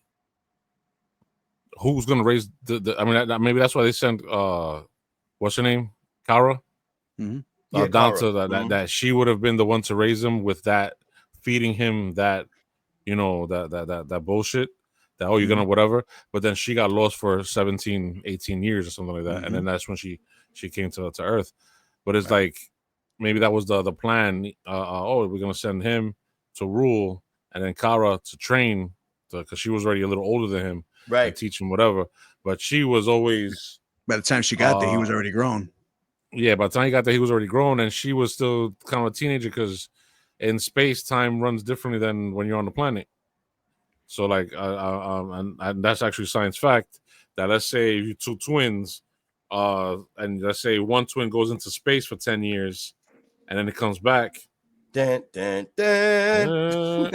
and then the twin comes back. The twin that's on Earth would have aged drastically, and the other one would have aged at all, or almost nothing at all. So when he's on Earth, he aged to his 30s, and she's still a teenager. So she's like, "Oh shit, people act like this over here, blah blah blah." And she goes, "What message? Oh, whatever. I don't care about that now. You're already grown." So. And the thing is that technically, if they sent them as a baby and they had that message, and let's say Kara did show up, and Kara did raise him with this message, where this is what they start seeing that people around them, a teenager with a baby, hey, let's help them, let's do that and a third, let's blah blah. You're gonna come across good people, you're gonna come across bad people. They would have made their own decision and been like, hey, at least this is what I think. They would have made their own decision. And still would have been in hiding and still helping out where they could. And then when they were ready, boom, with the super family or whatever the hell they want to come out with. Because if you guys remember the movie Brightburn, which James Gunn produced, this is the story of the evil Superman, where the kid got the message, but he didn't get the message as a baby. When he went back to the spaceship that his parents were holding on the farm, the message beamed into his head and all of a sudden kind of like hypnotized him. And all of a sudden, his adolescence, his Manchurian candidate. Yeah, exactly. He became like a Manchurian candidate. MK Ultra. And he's like, and it started feeding his bad side. So that's when he started. He broke the girl that he liked. He broke her hand. The fucking somebody said something. Oh, stay away from him. He's blah blah blah blah. Freaking murdered her in a freezer, and she had picking ice out of her eye. You know what I'm saying? So it's like, for me, I don't think it would have made too much of a difference because Ma and Pa Kent were there in this storyline anyway. What bothered me about Ma and Pa Kent was not the fact that they didn't raise him or anything like that, but one of the important things that happened to Superman was that his father died, and that's what set him on the path of like being humble, because everything he can do. They said in the Christopher Reeve movie, the best way they did it was everything, all the powers, all my abilities, everything I can do, and I couldn't save him. I couldn't save one of the most important people in my life. And the second, the movie with Man of Steel, Henry Cavill, they changed it up a little bit. They changed it with a hurricane or a tornado or whatever. And I was like, it's not the same because this pod died of a heart attack. Right. You can't do shit about that. Tornado. You know what I'm saying? He should have been the super speed and got him, but I don't think he had all his powers yet, which is the whole point. I don't think he had a super speed yet. At that point, he was fast, but not super fast. But remember, they're going into the new 52 version of it, and then on top of that, if you think back on some of the Superman comics, when the comic that immediately jumps to my head when it comes to mine podcast is when Superman is fighting Doomsday and Superman is dying, or gets beat by Doomsday and dies. There's a few issues before that where Pa Kent is dead in the cornfield from the heart attack. I don't know if you remember that comic. It's like the main cover of the comic where the body is in the cornfield. So I think that might be why they made him older and geriatric and all this stuff. I think that's the storyline they're going to eventually hit. You know what I mean? Like, you mentioned that, like, that's the first thing that I thought of, is like that could be why they made him so old. You know what I mean? And just maybe they're going to go that route later on. So they should have saved it for the end credit scene. That's the only thing I could really complain about it. I like her as Supergirl. I still really liked the Spanish girl from the Flash movie. She I love her. Looked great, but I like this girl for Supergirl. Millie Alcock. Yeah. And the storyline that they have prepared for her and the setup that they hinted at with this movie is gonna make her super important. That Woman of Tomorrow comic is very important. And the little hint of like, oh, she goes to Red Sun so she can get drunk because she's dealing with all this trauma and blah, blah, blah. So they're going to go into her history a lot in the next few movies with her in it. Yeah, that's one thing that kind of bothered me is not her cameo, because I like the actress. I like who they picked. I hope they'll do an Elseworld storyline with Henry Cavill and the other one. Or something that they multiverse, they come together, some sort of crisis type of thing, right? Oh. But one thing that I didn't like was that Superman is sitting there with the one of the robots, and I don't know, he's doing something to his cape or shoot or something, making sure he's okay, whatever. And then he goes, "Oh, see, that's the problem. She goes off to Red Suns and gets drunk and blah blah blah." And I'm like this, like, she was drunk out her ass in front of you on Earth in the Fortress of Solitude. So how the fuck did she get back? You have no spaceship. How'd she get back? But then again, they say Lobo is in part 2. Maybe that's her friend and he comes back on a space bike. I don't fucking know. But if she was part of the Yellow Sun, she would have sobered up almost immediately. And if she still had some red sunlight in her. Yeah, we don't know what she was drinking too. She could be drinking some intergalactic liquor, you know. Man, but that's the thing though. He said specifically she goes to places where there's a red sun. Right. She can get drunk. So now she's on Earth in the Fortress of Solitude, standing next to him, calling him super bitch. Hey, super bitch. What's my dog, bitch? Yeah. All this. And it's like, bitch, why are you drunk? The sun is yellow outside. Yeah. Like, what the hell's going on? And I'm like, whatever. It is what it is. Unless it was nighttime. Could have been nighttime. We don't know the scene if it was day or night. Man, do you know in the comic books that the Superman absorbs so much sunlight at one point that he no longer needs the sun? That's cool. And he at one point, he outlives everyone on Earth. And everyone dies, or everyone he loves dies multiple times. And he just goes and he buries himself into one of the largest yellow suns that he could find, and he stays in the core of the yellow sun for about 15,000 years. And when he finally emerges, because that sun is finally dying because he absorbed all the energy of that sun, the yellow sun, he is now just floating. He is just a floating gold image of Yeah, we're Superman. talking about Millennium something Superman. Where It's he goes to Superman 1 million. Yeah, 1 million. Yeah, 1 million Superman, and he goes to the outer limits of where space is at. And he breaks the wall there, and he goes inside, and he comes back out that way, and he reconstructs Lois and all kind. He's like godlike powers at that point. Yeah, he becomes more powerful than the Beyonder, and the Beyonder is God in DC. Right. And he's fucking crazy. And this, I don't know. Oh, sorry. So overall, what do you want to say about the movie? Because right now it's 2 hours and a half. I didn't say nothing about Supergirl. Oh, I'm sorry. Go ahead, Supergirl. I'm sorry, Lee. I apologize. I'm gonna keep it brief. With Supergirl, like the actress, don't like her as Supergirl, and here's my reason for that. She's one of those actors who have like she's gonna have a young face for a long time. You know, she looks like she's 13. That's the thing that bothers me about it. You know what I'm saying? Like, I know she's not 13. She's way older than that, but she like just looks. Yeah, she's in her 20s, but she looks super young. I like when she was playing in because she became a name on the TV show House of Dragons. House of the Dragon, right, on HBO. And when I watched it, I was like, she looks like a little kid. Like, she looks tiny. You know what I'm saying? So for her to be Supergirl, I'm still not convinced that she's Supergirl. Like the actress, and it's not a knock against her per se.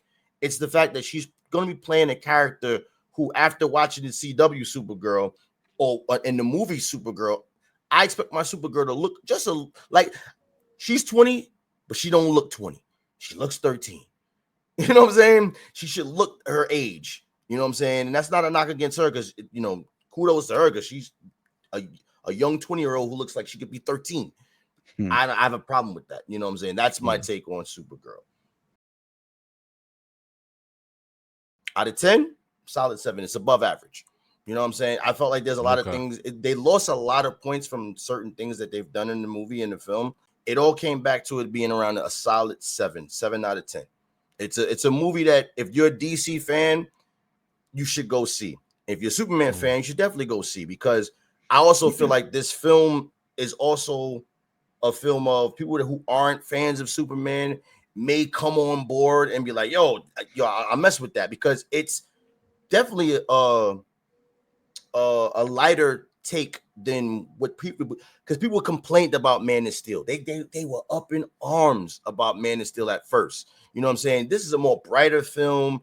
It should bring more people on board, and for them having their first film to start off the new DCU, 7 is good. Mr. Luthor, what would be your rating 1 out of 10, sir? And a little explanation why. Yeah, no. For me, I am going to go probably higher than both of you, just because I kind of get an idea of what Reyes might be.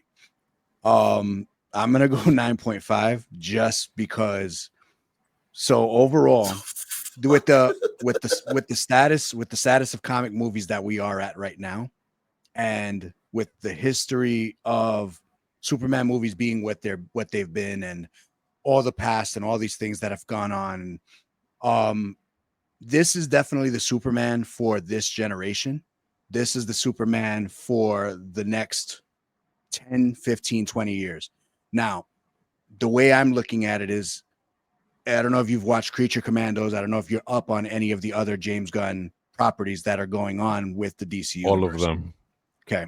So going off of the hope of where it could go, this Superman movie is a very, very good start. This Superman, to me, I can compare, for the most part, minus little things here and there. Like I said, the Lois having the ship and all, like things like that bothering me.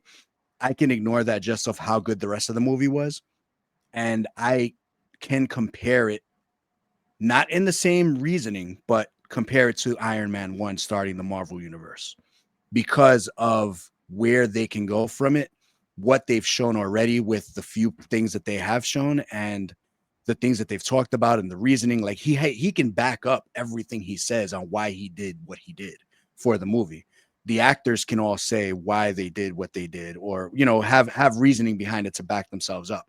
And because of that, that just solidifies like everything about this movie and about the future of the DC universe is in good hands.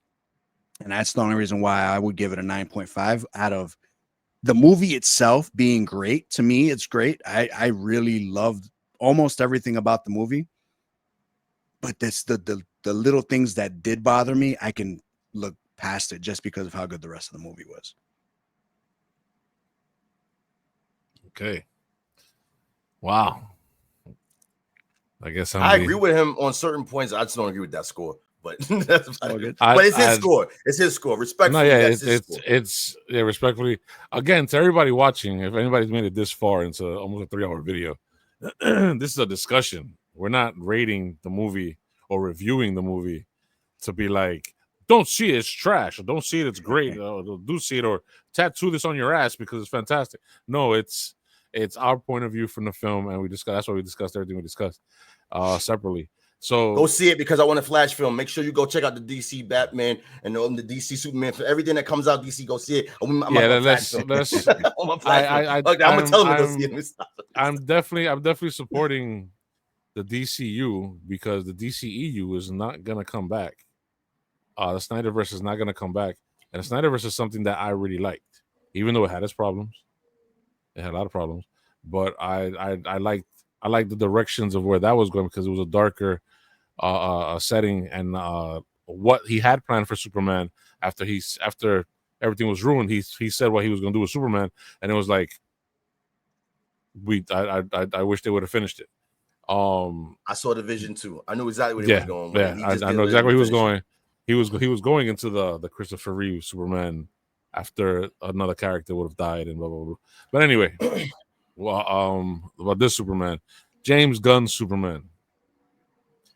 With all the little discrepancies that I found within the film, all the little things that I personally, if I would have made this film, I would not have done. I would have changed. I would have changed several big things about it, as in some people being underutilized, some people being overutilized, or one character, not even a person, one character being overutilized. Certain things I would have changed up. And then with that being said, some things about it that I really, really enjoyed fall back on the basis of what Superman's character stands for and what Superman's character represents. And he got that down, period. He got it down. Perfect. But again, like, I have to fall back on the fact that there was no duality in the character between Clark and Superman. And even though, yes, you made a valid point that every time he was around, whoever he was around, they knew he was Superman and Clark at the same time. I get it. It's just, I don't know. There was just something about that irks me, and it still irks me. But I'll watch the movie another time. Maybe my opinion will change. As of this moment, it is definitely not a 9.5. Definitely not a 9. Not an 8. Not a 7. My shit is gonna fall into like 6. Perhaps 6.5. 6.5. I'm gonna give it a 6.5 for the simple fact that it is a great family movie. This is a great introduction to Superman for future generations, as in little kids. For generations who are teenagers and 20-year-olds, you had Man of Steel. Man of Steel was fire as well. We had Christopher Reeves, that's fire as well. But like Man of Steel and Christopher Reeves, the other Superman, I put above this movie, period. Superman 1, Superman 2, Man of Steel are all above this movie, in my opinion. And Man of Steel, for me, is like maybe like a 9, in my opinion. Superman 1 is masterpiece. Superman 2 is great. But yeah, I can't say anything about the guy who plays Superman. Lex Luthor stole the whole fucking movie. The dog was overused. Metamorpho was underused. The Kaiju was the Kaiju. Hawk Girl did nothing. I I wanted to. I wanted to say real quick, Nathan Fillion. Even though Nathan Fillion is Guy Gardner, I also saw him as Buster Gold. Booster Gold. They got an actor. They got an actor for him already, and he looks the part. So yeah. But with the way Nathan Fillion acts, I think he would have been a great Booster Gold. I would be like, or because he's kind of like almost like a Deadpool. No, not Deadpool character, but Deadpool with sarcasm. Whatever role they normally put him in or cast him in, that sarcasm, that wit, he nails it every single time. And that's the reason why I'm shocked, and I'm pretty sure he is too, that none of the big companies called him for any superhero roles because he's a fan of it. You know what I'm saying? He's in Marvel. He's in a Marvel movie. What Marvel movie is this? I don't know. Look it up. He's definitely in a Marvel movie. Probably in a James Gunn Marvel movie too. He's a prominent role though. He's in every James Gunn movie. So he's in all three Guardians of the Galaxy. Okay. Exactly. He's missable is what you're telling me, because he's not in a prominent role. No, he's not in part like, 3. He's just a voice, I think, in most of the in part 3, he's one of the soldiers that when he gets into the he had like that fat bubble suit, and with Nathan Fillion in his head, he comes out, he goes, "Oh, you have one of those guys on your team too? Oh yeah, he's special, you know what? Because I have one of those too that you just hate." And he looks over at the other guy, like, "Yeah, I have one of those too," you know. So he that's not a prominent role. Yeah, no, that's what I'm saying. Like he has, I mean, he's in the movie for like half an hour though. I mean, you know his character. Yeah. Either way, my. Go ahead. Do you have anything more? Go ahead, man. No. My reaction was to the whole point. He's in the movie for 30 minutes, but he's a fucking soldier. Thank you for joining us. Please like, subscribe, hit the bell notification, share. Follow us on Instagram, on Facebook. Follow us on Blue Sky, on the TikTok, on what the hell else are we on? We're on everything that you could possibly think of. Peace. We out.